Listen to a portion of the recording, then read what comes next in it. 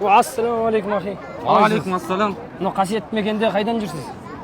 Сол Таухид елінде білім алып жүрміз бауырым. Машалла. Қалай ол, жолдары қалай? Бауырым, келем десен, бұл елдің бәрінде ілім алу тегін жағдай жасалынған. Стипендия бар, ұшаққа билет алып береді, иншалла. Келсейші бауырым оқуға. Жігіттер, қалдарың қалай? Ассалаумағалейкум. Алейкум ассалам. Жинақ қапсыңдар. Сізде бір сұрақ болып тұрады сізге. Сіз осы жерде жүргеніңізге ұзақ жылдар болып, мына кісі осы жерде білім алып жатыр екен, Таухид білімін. Сол жағынан өзіңіздің ойыңыз қалай? Білімді қайда жүрсең де, Қытайда болса да ал деген бар асылла.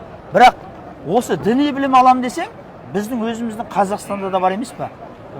Нұр Мүбарак бар, Абу Ханифа медресесі бар, Сарыағаш медресесі бар. Білім алатын жер жеткілікті. Ал енді бұл жақта тегін деп жатсыздар ма?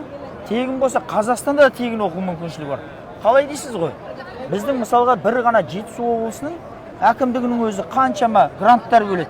Жан-жақта әрбір облыстарда осы діни оқуға гранттар бөледі. Мүмкіншіліктер бар. Яғни білім алам десең, ешқандай кедергі жоқ. Ал біздің артықшылығын айтайын мен сізге. Артықшылығын айтайын.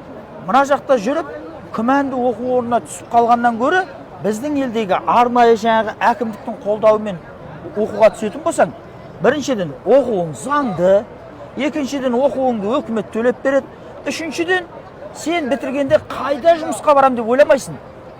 Бірден өзі әкімшілік жұмысқа ала қояды.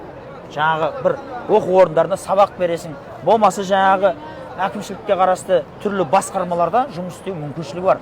Сондықтан бауырым, анау алысқа барып білім алудың қазір қажеті де жоқ. Аллаға шүкір, еліміз дамыған. Жақсы, сау саламатта болыңдар. Аман болыңдар.